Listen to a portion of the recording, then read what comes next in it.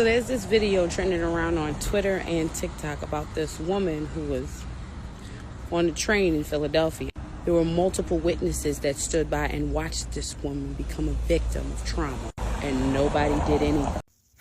For all intents and purposes, I want to separate the onlookers into two categories, male and female. I've noticed that nobody has really said anything about the females that sat by and watched. No expectations for them to actually stand up and physically defend this woman from a heinous indiscretion. You know, because women are equal and they can do anything a man can do. Funny how gender roles are actually appreciated when women are being accosted. If it were female on male or male on male, nobody would have gave a fuck and the bystanders wouldn't have even come into question, except to be applauded for uploading what we would label as entertainment. Oh, how easily Moise Morancy has been forgotten. You don't remember that shit, huh? Here's a man that stood up on a bus and defended a young lady from being sexually assaulted and got arrested himself. Now let's sprinkle a little race into it. He's lucky to have even lived after the boys in blue showed up thinking that he committed the crime. Cause we all know how police get down. Please, ladies, continue to keep acting like bad men don't exist and you can function in this world as you want to without repercussion. There was a content creator by the name of Moses that made a video months ago. In that video, he explained how he had stipulations on his protection, after which he was berated by male content creator responses with nothing less than disdain. They insinuated that Moses was less than a man and weak because he didn't grant women default respect and protection. Now go check their pages and see what they said about that particular incident. Lesson here, ladies, quit following men that pander to you, because chances are, when it's all said and done, you're gonna be the one to pay the cost.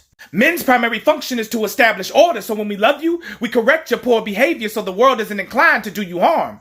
My fault, y'all should be free and liberated. What the hell was I talking about? It was reported that police took 3 minutes to respond to the call. Seems to me the question right here, ladies, would be, would you rather endure that 3 minutes or have a man right next to you? Don't answer that. Men are trash, remember?